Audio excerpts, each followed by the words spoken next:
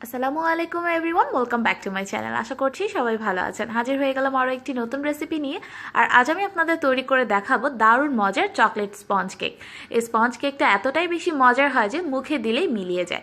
চলুন তবে শুরু করে নেওয়া যাক এর পুরো প্রস্তুত প্রণালী। এরকম আরও অনেক রেসিপির জন্য আমার চ্যানেল সাবস্ক্রাইব করতে কিন্তু একদমই ভুলবেন না। আর অবশ্যই কিন্তু পাশে থাকা বেল আইকনটি অন করে নেবেন যাতে কোনো আপডেট মিস না হয়ে যায়।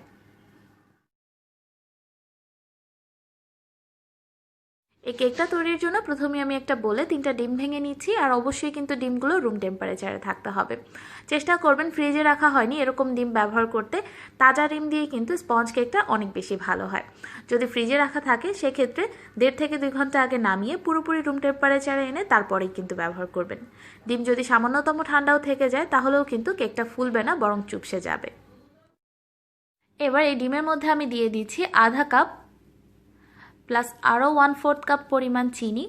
তবে আপনারা যদি মিষ্টিটা কম চান সেক্ষেত্রে শুধুমাত্র আধা কাপ ব্যবহার করতে পারেন, বাকি 1/4 ব্যবহার করার কোনো প্রয়োজন নেই। তবে স্পঞ্জ কেকটাতে কিন্তু মিষ্টি কম হলে খেতে ভালো লাগবে না, তাই চেষ্টা করবেন আমি যেই মেজারমেন্টে ব্যবহার করেছি সেই মেজারমেন্টেই ব্যবহার করতে। এবার একটা ইলেকট্রিক বিটারের সাহায্যে এই ডিম আর চিনিটাকে বিট করে নেব ততক্ষণ পর্যন্ত যতক্ষণ না ডিমের কালারটা একদম হালকা হয়ে আসছে আর চিনিটাও পুরোপুরি গলে যাচ্ছে। প্রায় 4 থেকে 5 মিনিটের মতো অনবরত বিট করে নেওয়ার পরে দেখুন এ পর্যায়ে ডিমটা কতটা ফুলে গেছে আর এর কালারটাও হালকা হয়ে গেছে। চিনিটাও কিন্তু পুরোপুরি মেল্ট হয়ে গেছে এ পর্যায়ের পর আর বিট করার প্রয়োজন নেই। এবার চলে যাচ্ছি পরবর্তী স্টেপে।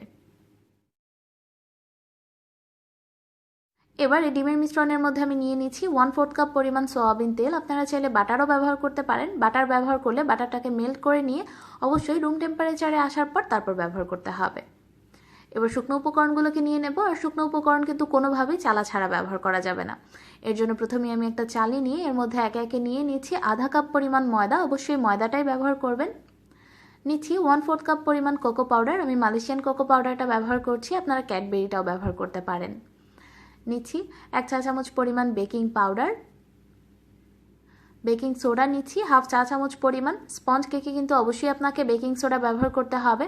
আপনি যদি বেকিং সোডাটা বাদ দিয়ে দেন তাহলে কোনোভাবেই আপনার কেকটা কিন্তু পারফেক্ট স্পঞ্জ কেক হবে না। এরপর নিয়ে নিচ্ছি 1 চিমটি পরিমাণ লবণ। আরও নিচ্ছি 2 টেবিল চামচ পরিমাণ গুঁড়া দুধ। আপনারা চাইলে গুঁড়া দুধটা বাদ দিতে পারেন, কিন্তু গুঁড়া দুধটা যদি ব্যবহার করেন তাহলে কেকের টেস্টটা অনেক বেশি ভালো আসবে। এবার এই সব শুকনো উপকরণগুলোকে আমি খুব ভালোভাবে চেলে নিচ্ছি। চেলে নেওয়া হয়ে গেলে এবার একদম আলতো হাতে একটু সময় নিয়ে এটাকে মিক্স করে নিতে হবে। যদি খুব দ্রুত বা তাড়াতাড়ি মিক্স করতে যান সেক্ষেত্রে কিন্তু যেই ডিমের ফোমটা আছে এটা নষ্ট হয়ে যেতে পারে। তো অবশ্যই একটু সময় নিয়ে এরকম একটা হ্যান্ড হুইস্কের সাহায্যে একদম আলতো হাতে মিক্স করে নিতে হবে।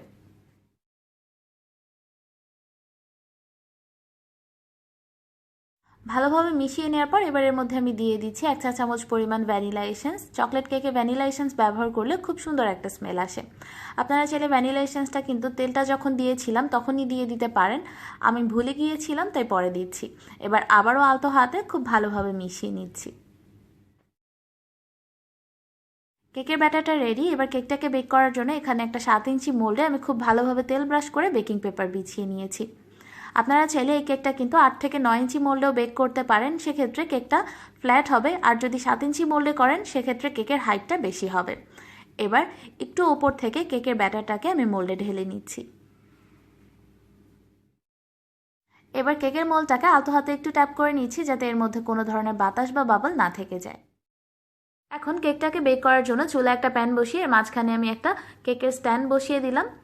এবার কেক প্যানটাকে ঢেকে দিয়ে চুলার আঁচটা মিডিয়ামে দিয়ে অপেক্ষা করব 5 মিনিটের জন্য। ঢাকনায় যদি ছিদ্র থাকে সেটাকে বন্ধ রাখতে হবে। ফিরে আসছি 5 মিনিট পর। 5 মিনিট পর আমি ঢাকনাটা সরিয়ে নিচ্ছি। এ পর্যায়ে কেকের প্যানটা খুব ভালোভাবে প্রিহিট হয়ে গেছে। এবার এর মাঝখানে কেক মোল্ডটাকে বসিয়ে দিচ্ছি। কেক মোল্ড বসিয়ে দিয়ে আবারও ঢেকে দিচ্ছি। এখন চুলার আঁচটা একদম লোতে দিয়ে অপেক্ষা করব কেকটা পুরোপুরি বেক হয়ে যাওয়া পর্যন্ত। আর অবশ্যই খেয়াল রাখবেন কোনোভাবেই যেন এই প্যানটাতে বাতাস ঢুকতে না পারে। ফিরে আসছি কেকটা পুরোপুরি বেক হয়ে যাওয়ার পর। প্রায় 35 থেকে 40 মিনিট পর এবার ঢাকনাটা সরিয়ে কেকটাকে চেক করে নেব। যেহেতু এই কেকটাতে কোনো ধরনের লিকুইড ব্যবহার করা হয়নি তাই অন্য কেকের তুলনায় এটা কিন্তু একটু তাড়াতাড়ি বেক হয়ে যায়। দেখুন কেকটা কত সুন্দর ফুলে উঠেছে আর এটা ওপর থেকে হাতেও লেগে আসছে না। একটা টুথপিকের সাহায্যেও চেক করে নিচ্ছি। টুথপিকটাও একদম ক্লিন, এর মানে কেকটা ভালোভাবে বেক হয়ে গেছে। আপনারা যারা অভিযোগ করেন কেকের ওপরে আঠা আঠা থেকে যায়, তাদের জন্য বলছি কেকের প্যানটাতে যদি বাতাস চলাচল করে তাহলেই কেকের ওপরটা আঠা আঠা থেকে যায়। এবার কেকটাকে আমি চুলা থেকে নামিয়ে অপেক্ষা করব পুরোপুরি ঠান্ডা হয়ে যাওয়া পর্যন্ত। পুরোপুরি ঠান্ডা হয়ে যাওয়ার পর এবার কেকটাকে আমি মোল্ড থেকে বের করে নেব। কোনোভাবেই কিন্তু গরম কেক মোল্ড থেকে বের করতে যাবেন না, তাহলে কেকটা ভেঙে যেতে পারে। প্রথমে একটা ছুরির সাহায্যে চারপাশটাকে আগলা করে নিয়ে এরপর একটা প্লেট বসিয়ে উল্টে নিলেই খুব সুন্দরভাবে কেকটা বের হয়ে আসবে। আর দেখুন এই কেকটা এতটাই পারফেক্টলি বেক হয়েছে যে নিচে বেকিং পেপারটা থেকে নিজেই অটোমেটিকলি খুলে এসেছে। এবার দেখাচ্ছি কেকটা কতটা বেশি স্পঞ্জি হয়েছে। দেখুন কেকটা চাপ দিলেই কতটা ডেবে যাচ্ছে আর ছেড়ে দিলে সাথে সাথেই আগের জায়গায় ফিরে আসছে। আজ কিন্তু এ পর্যন্তই। আগামী পর্বে এই কেকটা দিয়ে আমি আপনাদের সুন্দর এবং সহজ সানফ্লাওয়ার কেক ডেকোরেশন করে দেখাবো। সাথে থাকবে গরমের মধ্যে কিভাবে পারফেক্টলি কেকের ক্রিম তৈরি করবেন এবং সেই ক্রিম দিয়ে কিভাবে পারফেক্টলি কেক কভার করবেন তার সকল টিপস। আশা করছি আজকের রেসিপিটি আপনাদের ভালো লেগেছে। এই রেসিপিটি ভালো লাগলে লাইক কমেন্ট শেয়ার করতে একদমই ভুলবেন না। আজ এই পর্যন্তই। সবাই ভালো থাকবেন, আমার জন্য দোয়া করবেন। আল্লাহ হাফেজ।